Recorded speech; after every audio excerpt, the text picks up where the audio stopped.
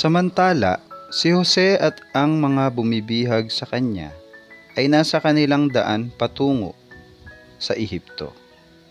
Samantalang ang pulutong ay naglalakbay patungo sa timog na hangganan ng Kanaan, nakikita ng bata sa malayo ang mga gulod na kung saan naroon ang mga tolda ng kanyang ama. Mapait ang kanyang iyak sa pag-iisip sa isang nagmamahal na ama sa kanyang kalungkutan at kapighatian. Muli ang pangyayari sa Dotan ay nagbalik sa kanyang alaala. Nakita niya ang kanyang mga galit na kapatid at nadama ang kanilang matatalas na pagtingin sa kanya. Ang mga tumataginting at nagkukutyang mga salita na sumalubong sa kanyang pakiusap, samantalang humihibik ay umaalingaw-ngaw sa kanyang mga tainga. Tumingin siya sa hinaharap na may nanginginig na puso.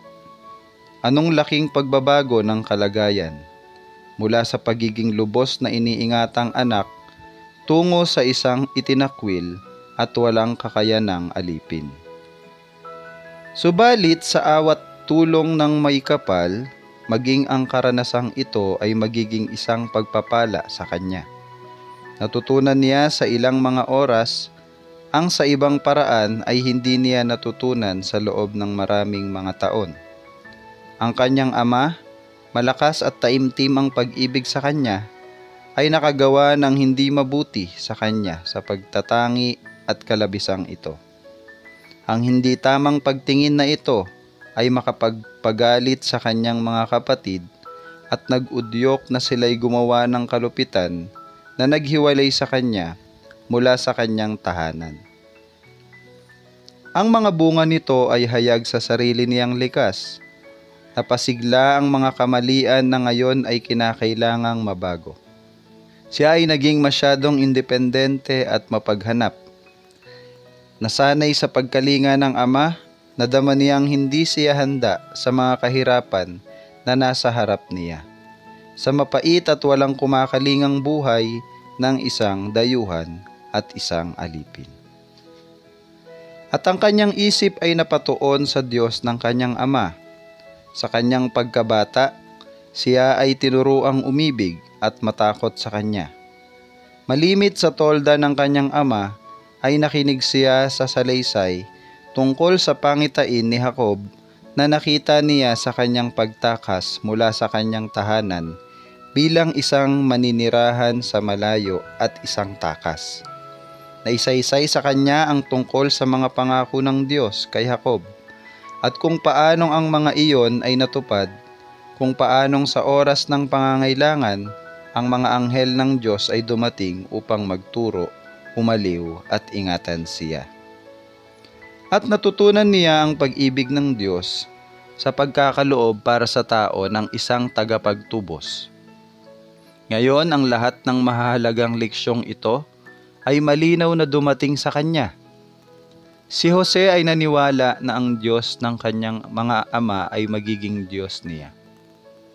Noon at doon din ay ibinigay niya ang kanyang sarili ng lubos sa Panginoon at kanyang idinalangin na ang tagapag-ingat ni Israel ay sumakanya sa malayong lupain na kanyang titirhan. Ang kanyang kaluluwa ay nanginig na may mataas na kapasyahang patunayan na siya ay magiging tapat sa Diyos sa lahat ng pagkakataon upang kumilos bilang isang lingkod ng Hari ng Kalangitan. Buong puso niyang paglilingkuran ang Panginoon at kanyang haharapin ang mga pagsubok sa kanya na may katatagan at gagampanan ang bawat tungkulin na may katapatan. Ang isang araw na karanasan ay naging panahon ng pagbabago sa buhay ni Jose. Ang kakilakilabot na sakuna na yaon ay nakapagbago sa kanya mula sa isang kinagigiliwang bata tungo sa isang lalaki, maalalahanin, matapang at may pagsupil sa sarili. Pagdating sa Ehipto, si Jose ay ipinagbili kay Potifar, kapitan ng bantay ng hari, na pinaglingkuran niya sa loob ng 10 taon. Dito siya humarap sa mga di pangkaraniwang tukso. Siya ay nasa kalagitnaan ng pagsamba sa mga Diyos-Diyosan Ang pagsamba sa di-tunay na mga Diyos ay napapalibutan ng lahat ng karangyaang makahari na tinutustusan ng kayamanan at kultura ng pinakasibilisadong bansa noon. Ganun pa man, iningatan ni Jose ang kanyang pagiging simple at tapat sa Diyos. Ang mga tanawin at tugtugin ng lahat ng bisyo ay nasa paligid niya. Subalit siya ay nagmistulang isang hindi makakakita at hindi nakaririnig. Ang kanyang pag-iisip ay hindi pinahintulutang manahan sa mga bagay na hindi kaaya-aya. Ang pagnanais na kaluguran ng mga Ehipsyo ay hindi maaaring maging dahilan upang ikubli niya ang kanyang paninindigan. Kung sinubukan niyang gawin iyon, maaaring siya ay nadaig ng tukso. Subalit hindi niya ikinahiya ang pananampalataya ng kanyang mga ama. At hindi siya gumawa ng anumang pagsisikap upang ikubli ang katotohanan na siya ay isang sumasamba kay Jehovah. At ang Panginoon ay sumakay Jose at naging lalaking mapalad at nakita ng kanyang Panginoon na ang Panginoon ay sumasa kanya.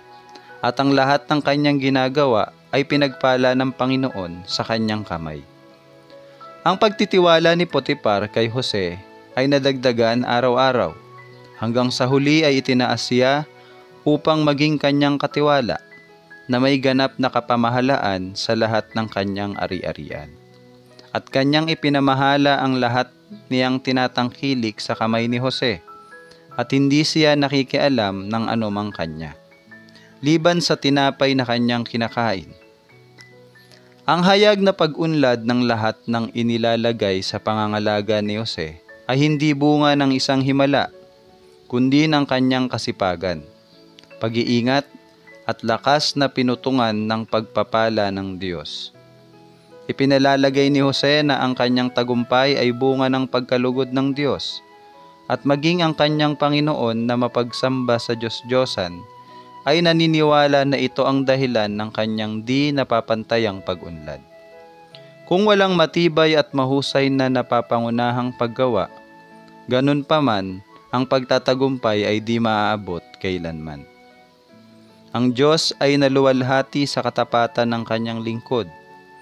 Kanyang panukala iyon na sa kadalisayan at pagiging matuwid ng sumasampalataya sa Diyos ay makita ang kaibahan ng mga sumasamba sa mga Diyos-Diyosan, upang sa ganon ang liwanag ng makalangit na biyaya ay magningning sa kalagitnaan ng mga sumasamba sa mga Diyos-Diyosan. Ang pagkamahinahon at katapatan ni Jose ang nakaakit sa puso ng punong kapitan, na itinuring siya bilang isang anak sa halip na isang alipin. Ang kabataan ay dinala upang makaugnay ang mga taong mataas ang tungkulin at kaalaman. At siya ay nagkaroon ng kaalaman sa agham, mga wika, at mga pangyayari, isang edukasyong kailangan ng isang magiging punong ministro ng Ehipto sa hinaharap. Subalit ang pananampalataya ni Jose at katapatan ay dadaan sa mga apoy ng pagsubok. Ang asawa ng kanyang Panginoon ay nagsikap hikayatin ang kabataang lalaki upang lumabag sa kautusan ng Diyos. Hanggang sa mga sandaling ito, siya ay nananatiling di narurumihan ng kabulukang lumalaganap sa lupaing iyon ng mga hindi sumasamba sa Diyos. Subalit ang tuksong ito na biglaan, malakas at lubhang kaakit-akit, paano ito kinakailangang maharap? Alam na alam ni Jose kung ano ang magiging bunga ng pagtanggi. Sa kabilang panig naman ay ang pagtatakip, pagkalugod, at mga kaloob sa isang panig kahihiyan, pagkakulong, marahil pagkamatay. Ang buong buhay niya sa hinaharap ay nakasalalay sa kapasyahan niya sa mga sandaling iyon. Magtatagumpay ba ang paninindigan? Si Jose ba ay mananatiling tapat sa Diyos? Taglay ang di mabigkas na pag-aalala, ang mga anghel ay nagmasid sa pangyayari. Ang tugon ni Jose ay naghayag ng kapangyarihan ng paninindigan sa relihiyon. Hindi niya pagtataksilan ang pagtitiwala ng kanyang Panginoon sa lupa, at anuman ang mangyari, siya ay magiging tapat sa kanyang Panginoon sa langit. Sa ilalim ng nagmamasid na mga mata ng Diyos at ng mga banal na anghel, marami ang nagbibigay laya sa kanilang mga sarili sa paggawa ng mga kasalanang hindi nila gagawin sa harap ng kanilang kapwa-tao. Subalit, una sa isip ni Jose ay ang tungkol sa Diyos. Paano nga ang aking magagawa itong malaking kasamaan at kasalanan laban sa Diyos, wika niya. Kung ating ikasisiya ang patuloy na pagkadama na nakikita at naririnig ng Diyos ang lahat ng ating ginagawa at sinasabi at nag-iingat ng isang tapat na talaan ng ating mga pananalita at kilos, at kinakailangang ang lahat ng iyon ay kinakailangan nating harapin, katatakutan natin ang gumawa ng kasalanan. Mangyaring tandaan palagi ng mga bata na saan man sila naroroon at anuman ang kanilang ginagawa, sila ay nasa harapan ng Diyos. Walang anuman sa ating mga ginagawa ang hindi namamasdan. Hindi natin maitatago ang ating mga ginagawa mula sa Diyos.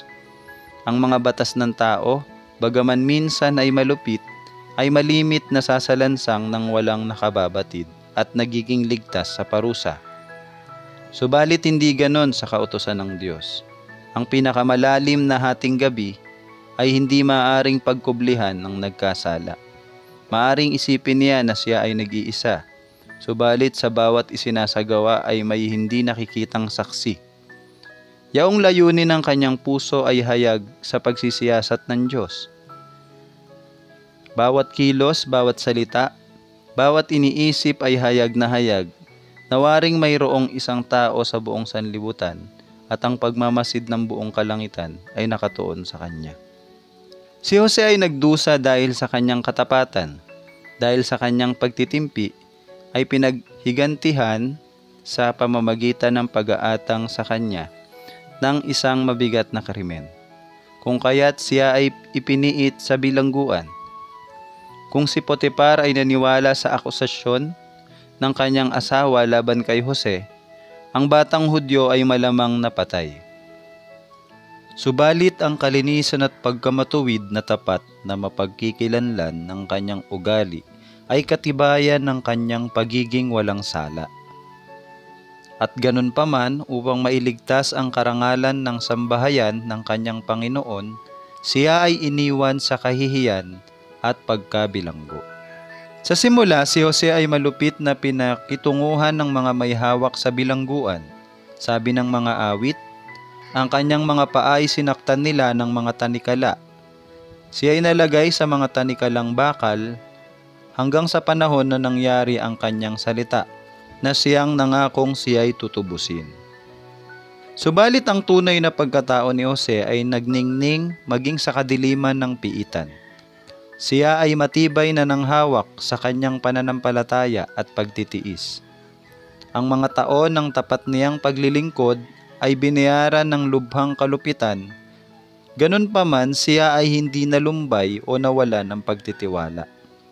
Mayroon siyang kapayapaan na nagmumula sa nababatid na kawalan ng kasalanan at ipinagkatiwala niya ang kanyang kalagayan sa Diyos. Hindi siya nagkaroon ng kalungkutan sa pag-iisip sa sarili niyang kasalanan. Sa halip ay kinalimutan ang kanyang mga kalungkutan sa pamamagitan ng pagpapagaan ng kalungkutan ng iba. Maging sa piitan may gawaing gagampanan. Siya ay inihanda ng Diyos sa paaralan ng kahirapan para sa mas higit na kapakinabangan, at hindi niya tinanggihan ang kinakailangang pagsasanay. Sa piitan, sa pagkasaksi ng mga bunga ng pang-aapi, kalupitan at ang bunga ng krimen, kanyang natutunan ang leksyon tungkol sa katarungan, pakikiramay at habag na naganda sa kanya sa paggamit ng kapangyarihan na may katalinuhan at pagkahabag. Unti-unting nakuha ni Jose ang pagtitiwala ng tagapag-ingat ng piitan at pagdakay pinagkatiwalaan ng pamamahala sa lahat ng mga bilanggo. Iyon ang bahagi na kanyang ginampanan sa piitan, ang kabutihan ng kanyang araw-araw na pamumuhay at ang kanyang pakikiramay para doon sa mga nasa kaguluhan at pagkalito na nagbukas ng daan para sa kanyang hinaharap na pag-unlad at karangalan. Ang bawat sinag ng liwanag na idinudulot natin sa iba ay nagliliwanag rin sa atin. Bawat salita na may kagandahang loob at pakikiramay na sinalita sa nalulungkot, bawat isinasagawa upang matulungan ang inaapi at bawat kaloob sa nangangailangan.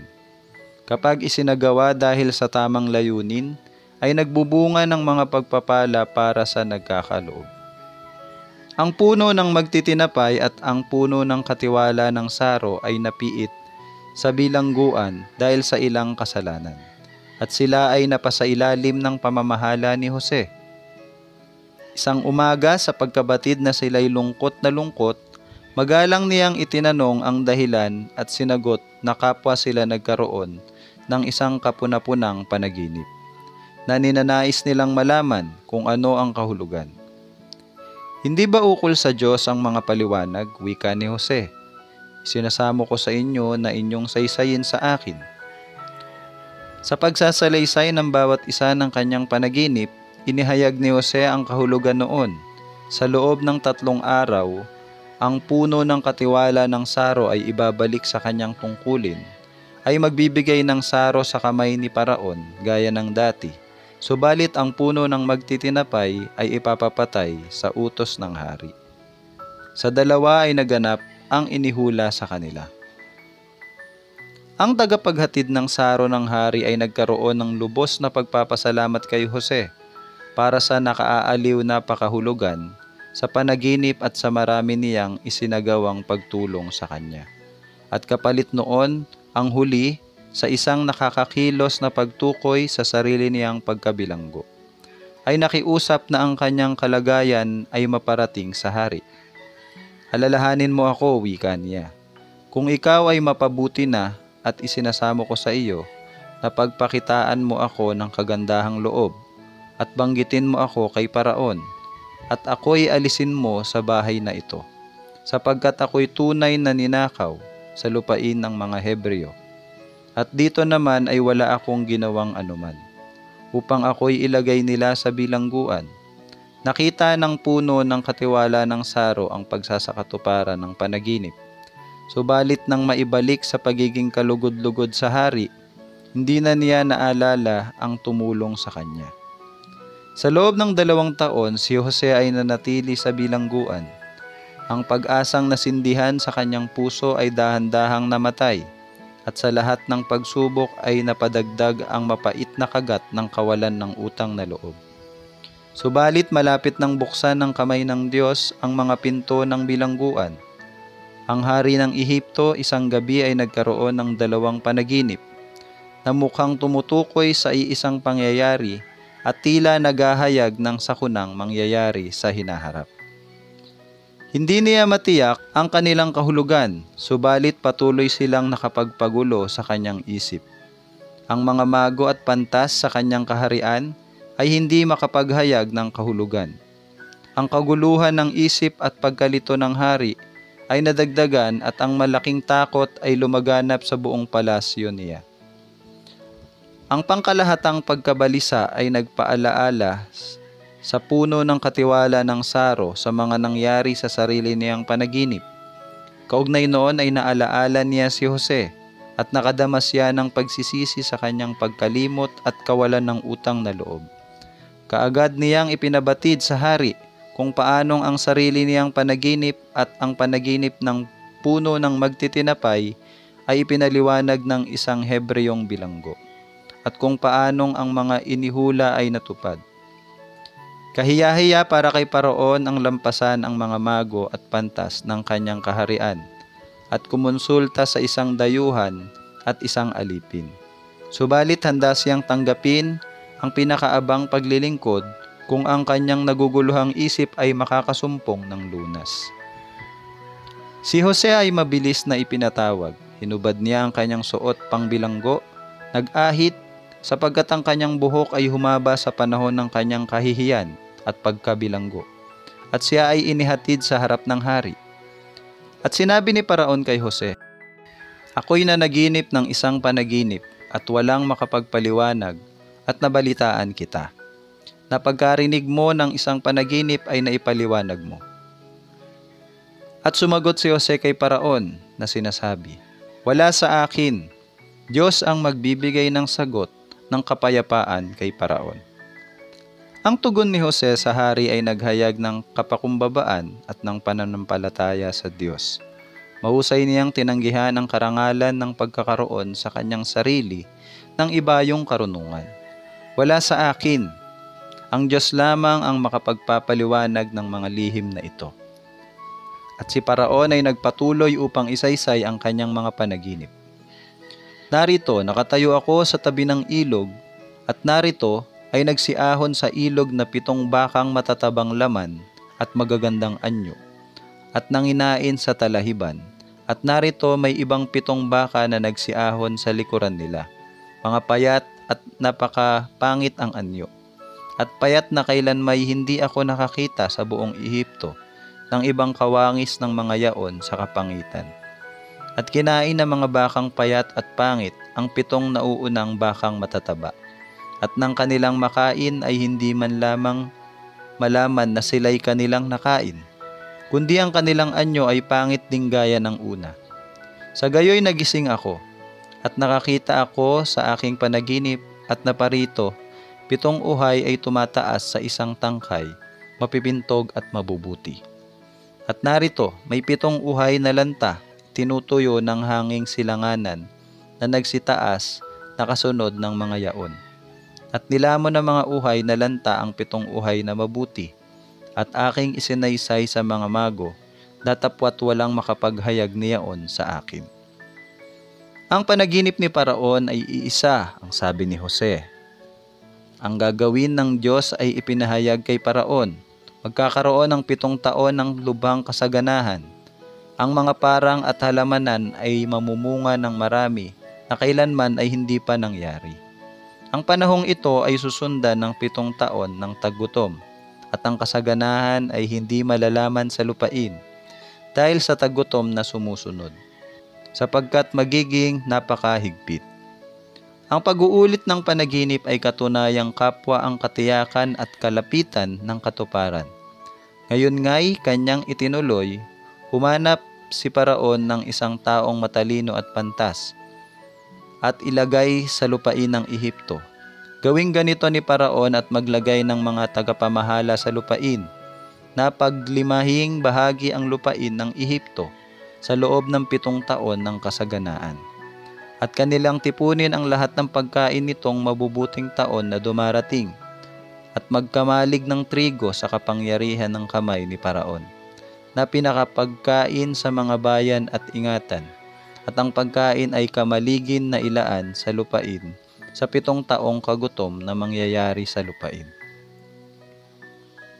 Ang paliwanag ay makatuwiran at di pa bago-bago, at ang iminumungkahi noon ay mahusay, kung kaya't ang pagiging wasto noon ay di mapag-aalinlangan.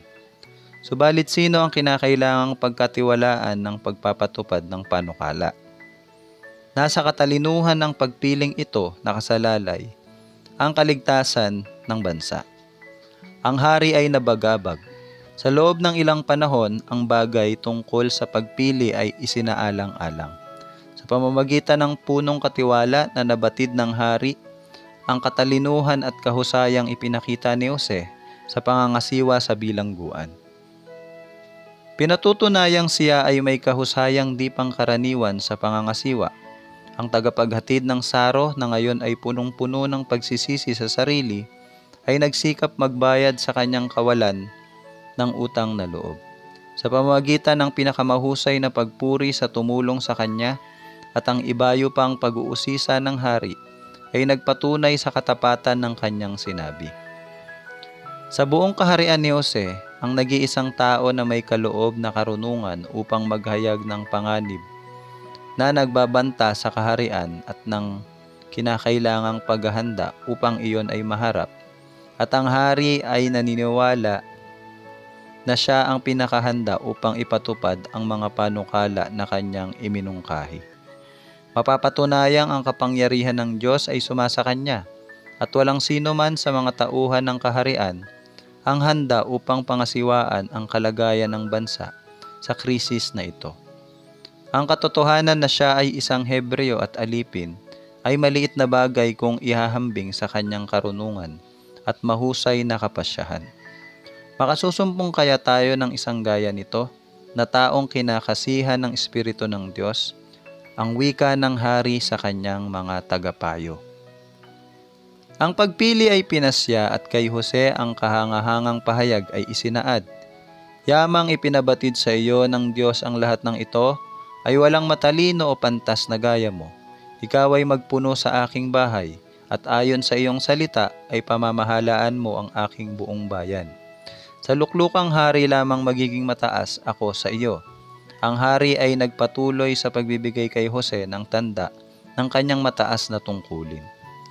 At inalis ni Paraon sa kamay niya ang kanyang tandang singsing at inilagay sa kamay ni Jose. At siya ay sinuotan ng magandang lino at nilagyan siya ng isang kwintas na ginto sa palibot ng kanyang leeg.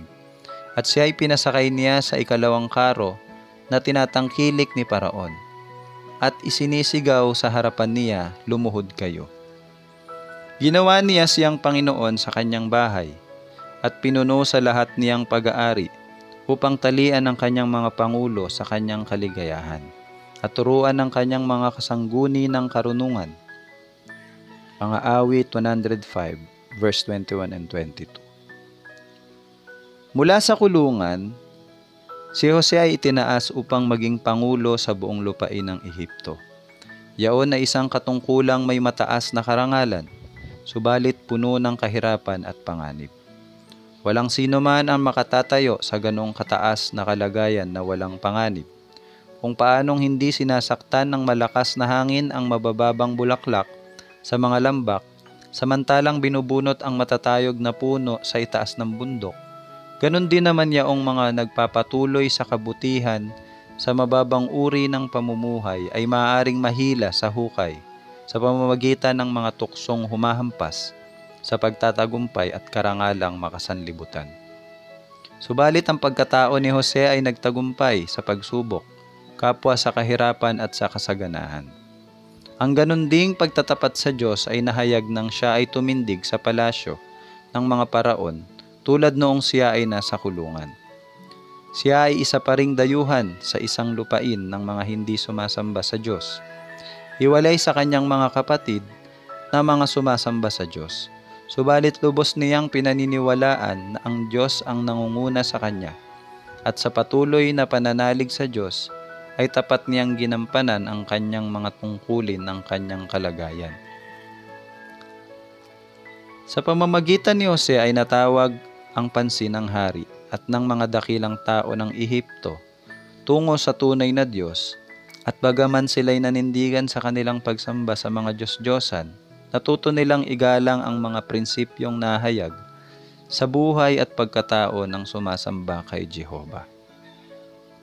Paano si Jose nagkaroon ng ganong katatagan ng pagkatao, pagiging matuwid at karunungan? Sa kanyang pagkabata, inuna niya ang tungkulin kaysa kanyang hilig. At ang pagiging matuwid, simpleng pagtitiwala at marangal na likas ng kabataan ay nagbunga sa mga gawa ng kanyang pagkatao. Sang dalisay at simpleng buhay ang nagpabuti sa mahusay na paglago ng kapangyarihan ng kapwa pangangatawan at pag-iisip. Ang pakikiugnay sa Diyos sa pamamagitan ng kanyang mga gawa at ang pagmumuni-muni sa mga dakilang katotohanan na ipinagkatiwala sa mga tagapagmana ng pananampalataya ay nakapagpataas at nakapagparangal sa kanyang espiritualidad, pinalawak at pinatibay ang pag-iisip sa paraang hindi magagawa ng anumang pag-aaral. Ang tapat na pagharap sa gawain sa anumang tungkulin, mula sa pinakamababa hanggang sa pinakamataas, ang siyang nagsanay sa bawat kapangyarihan para sa pinakamataas na paglilingkod. Siya na nabubuhay ayon sa kalooban ng manlalalang ay kumukuha para sa kanyang sarili ng pinakawasto at pinakamarangal na pagpapalagong pagkatao. Ang pagkatakot sa Diyos ay siyang karunungan at ang paghiwalay sa kasamaan ay pagkaunawa. Job 28 verse 28. Kakaunti ang nakababatid sa bunga ng maliit na bagay sa paghubog ng pagkatao. Walang anuman na dapat nating gawin ang tunay na maliit Ang iba't ibang pangyayari na ating nakakasalubong araw-araw ay iginayak upang subukin ang ating katapatan at upang ihanda tayo sa higit pang ipagkakatiwala sa atin. Sa pamamagitan ng pananatili sa prinsipyo, sa paggawa ng mga karaniwang gawain, ang isip ay nasasanay upang hawakan ang mga pangangailangan ng mga tungkuling higit sa layaw at kinahihiligan.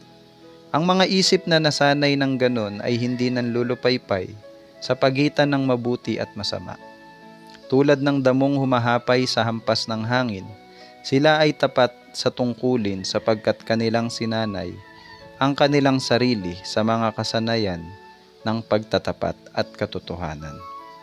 Sa pamamagitan ng pagiging tapat sa pinakamaliit na bagay, sila ay nagkakaroon ng lakas upang maging tapat sa mas malalaking bagay. Ang isang matuwid na pagkatao ay may higit na halaga kaysa ginto ng Opir. Kung wala noon ay walang makapapanhik tungo sa isang marangal na pagiging makapangyarihan. Subalit, ang pagkatao ay hindi namamana. Iyon ay hindi nabibili. Ang kahusayan ng pagkatao at kapinuhan ng pag-iisip ay hindi bunga ng pangyayaring hindi sinasadya. Ang mga pinakamahalagang kaloob ay walang halaga, malibang sila ay mapagbuti. Ang pagkakaroon ng isang marangal na pagkatao, ang gawaing panghabang buhay at kinakailangang maging bunga ng masikap at matiyagang paggawa, ang Diyos ay nagbibigay ng mga pagkakataon. Ang pagtatagumpay ay nakasalalay sa paggamit sa mga iyon.